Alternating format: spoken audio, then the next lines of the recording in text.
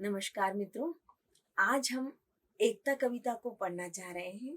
यह मैथिली शरण गुप्त जी के द्वारा लिखी गई कविता है। इस कविता के माध्यम से कवि हमें ये समझाने की कोशिश कर रहे हैं कि जो विविधता में एकता हमारे भारत में है, उसको चित्रण कर रहे हैं वो, और उस चित्रण के माध्यम से हमें समझा रहे हैं। आइए आज हम एकता कविता को पढ़ेंगे।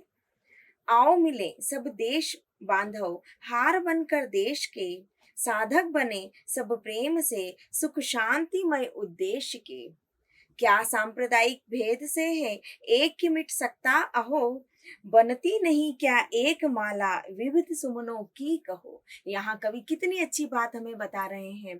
वह कह रहे हैं कि आओ हम सब देश के बांधव बंधु सब मिलकर एक माला के रूप में पिरो लिए जाएंगे। कैसे हम फूलों की माला, एक एक फूल को धागे में पिरोकर एक माला का रूप देते हैं, वैसे ही हम सभी मानव यहाँ पर न देश न जाति न धर्म, किसी उद्देश्य को लेकर नहीं, हम एक मानव जाति को लेकर एक ही धागे में सब पिरो लिए जाएं और एक माला के स्वरूप में इस देश को समर्पित किए जाएं। यह बात यहाँ पर कवि हमें बताने की कोशिश कर रहे हैं। क्या सांप्रदायिक भेद से एक की मिट सकता अहो, बनती नहीं क्या एक माला विविध सुमनों की कहो। सुमन मीन्स फूल, यहाँ कहकर कवि ने समझाया है, सुमन को फूल कहा है। रखो परस्पर मेल मन से, छोड़कर अविवेकता, मन का मिलन ही मिलन है, होती उसी से एकता। यहाँ कवि हमें यह समझाने की कोशिश कर रहे हैं कि रखो परस्पर मेल से, छोड़कर अविवेकता। अविवेकता मीन्स बुद्धि की संकीर्णता। अगर हम हमारी बुद्धि को ब्रॉड रखेंगे, रखेंगे, तो हमें यहाँ पर लड़ाई झगड़ा, कहा सुनी या भेदभाव कुछ हमारे मन में आने वाला नहीं है। यहाँ कवि हमें यह बताने की कोशिश कर रहे हैं कि मन का मिलन ही मिलन है, होती उसी से एकता। सच में हमारे विचार आचार चाहे अलग अलग हो, पर हमारे मन की एकता, हमारे मन के भाव को हमें प्रेम के स्वरूप आगे बढ़ा के रखने से ही इस देश में एकता का बहाव बह सकता है, एकता का रूप सामने आ सकता है। यहाँ नेक्स्ट, तन मात्र के ही मेल से है मन भला मिलता कहीं, हे भाई बातों से कभी अंतःकरण खिलता नहीं। कितनी अच्छी बात यहाँ पर कवि हमें कह रहे हैं, तन मात्र मेल से है मन भला नहीं मिलता कहीं। सिर्फ हम यहाँ पास में सभी साथ होकर खड़े हो जाएं, उससे एकता हम कभी भी दर्शा नहीं सकते हैं, हम कभी भी उसको दिखा नहीं सकते हैं कि हम एक हैं। जब तक कि हमारे अंतःकरण में, जब तक कि हमारे दिल में एक दूसरे के प्रति प्यार ना हो, बहाव ना हो, तो हम वो चीज दिखा नहीं सकते हैं।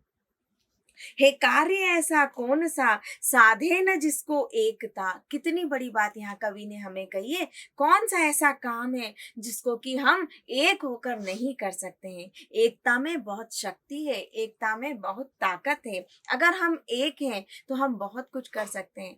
जैसे कि यहाँ हम एक उदाहरण ले सकते हैं कि अकेला, एक हम कहावत के रूप में जानते हैं कि अकेला चना बाहर नहीं फोड़ सकता। ऐसे ही जैसे एक हम हाथ से, एक उंगली से हम कुछ करना चाहें, किसी चीज को हम खसका तक नहीं सकते हैं, हम सिर्फ टच करके दूर हो जाएंगे। पर अगर हमारे पांचों उंगलियां साथ हैं तो हम कोई भी चीज को उठाना चाहें तो हम इजीली, हम आसानी से उसको उठा सकते हैं। तो यहाँ कवि ने हमें एकता की ताकत के बारे में बताया है। उन्होंने हमें अगली लाइन में क्या बताया है, दो एक एकादश हुए, किसने नहीं देखे सुने।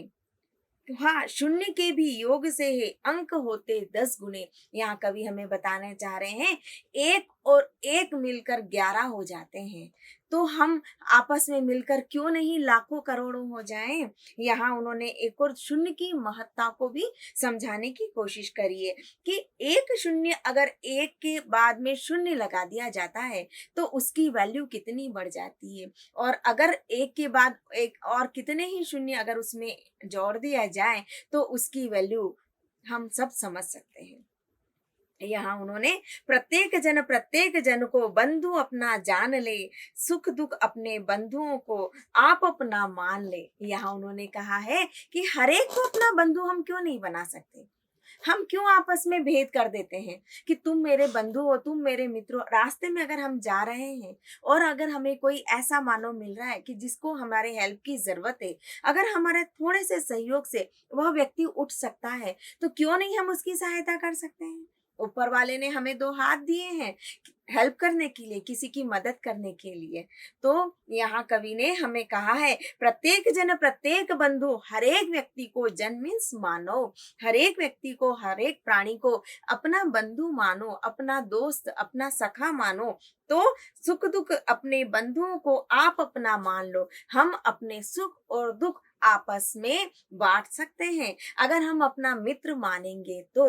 अगर हम किसी किसी को भी अपना मित्र, अपना दोस्त या अपना सखा हमने नहीं माना, तो हम उसके साथ कैसे प्रेम का व्यवहार कर सकते हैं? यहाँ उन्होंने आगे कहा है, सब दुख यूं आपने बांट कर घटेगा सौख्य पावेंगे सभी, हाँ शोक में भी सांत्वना के गीत गावेंगे सभी। यहाँ उन्होंने कहा है, अगर हमने किसी को अपना दोस्त, अपना प्रिय जन माना, तो शोक, दुख, दर्द, तकलीफ हर एक मानव के जीवन में आती है। हम उस दुख, दर्द और तकलीफ से ऑटोमेटिक दूर होते चले जाएंगे। यह हमारे मन में, हमारे भाव, हमारे दिल और दिमाग में होना चाहिए कि हम अगर किसी से अपना बनाएंगे तो हमारा दुख ऑटोमेटिक दूर होता चला जाएगा, और किसी का सहयोग मिलने से, हमारे सांत्वना मिलने से हमारा दर्द वैसे भी हमसे कोसों दूर चला जाएगा।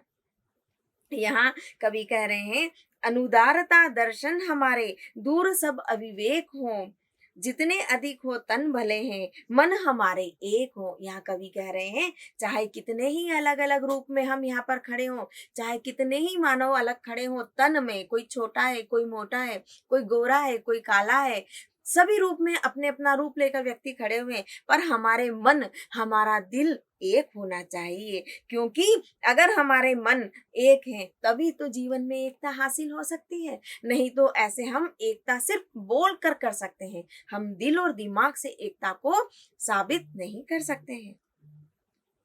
आचार में कुछ भेद हो पर प्रेम हो व्यवहार में, देखे हमें फिर कौन सुख मिलता नहीं संसार में। यहाँ कवि कह रहे हैं कि आचार और भेद, यहाँ दो बातें कवि ने हमें बताने की कोशिश करी है। आचार में कुछ भेद हो पर प्रेम में व्यवहार हो।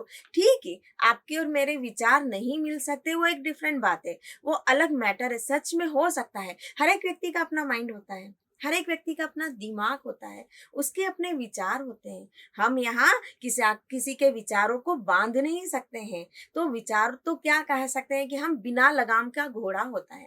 जैसे कि घोड़ा अपने चाल से सरपट दौड़ता रहता है, ऐसे ही हमारे दिमाग में, मानव के दिमाग में भी अलग अलग विचार आते रहते हैं, और उन विचारों के अलग होते हुए भी फिर भी अगर प्रेम की गंगा बहाई जाए तो वहीं पर ही हम अपने आप को एक मनुष्य के रूप में साबित कर सकते हैं, प्रेजेंट कर सकते हैं।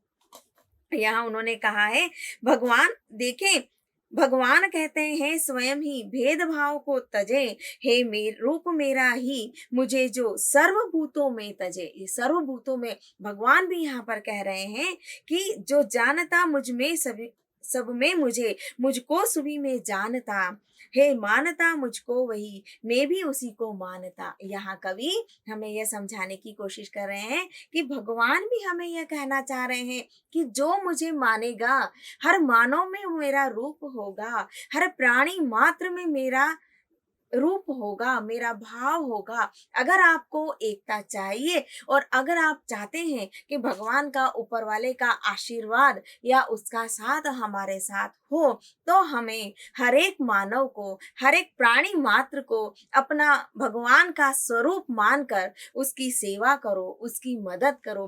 तो वहीं पर ही तुम्हारी जो पूजा है, अर्चना है, वहीं पर भगवान उसको स्वीकार कर लेगा। जैसे कि उन्होंने कहा है कि जो मुझे जानता है में कण कण में हम भगवान का रूप देखते हैं कि ये सृष्टि किसकी, भगवान की बनाई हुई है।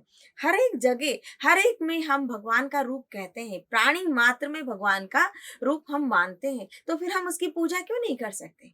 फिर हम उस पे क्यों नहीं अपने आप का दिल दिमाग क्यों न्यौछावर नहीं कर सकते हैं?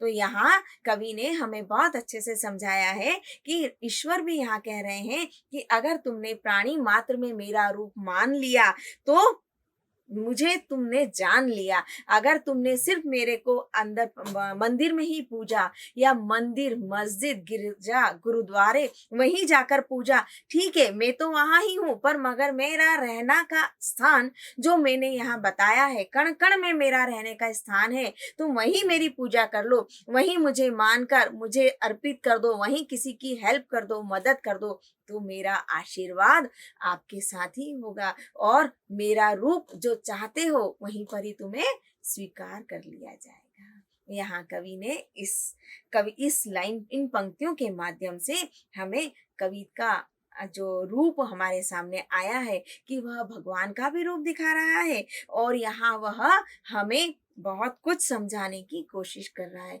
कि एक मानव को हमें किस रूप में अपने जीवन का निर्वाह करना चाहिए, और किस रूप में हम अपने जीवन को आगे लेकर जा सकते हैं।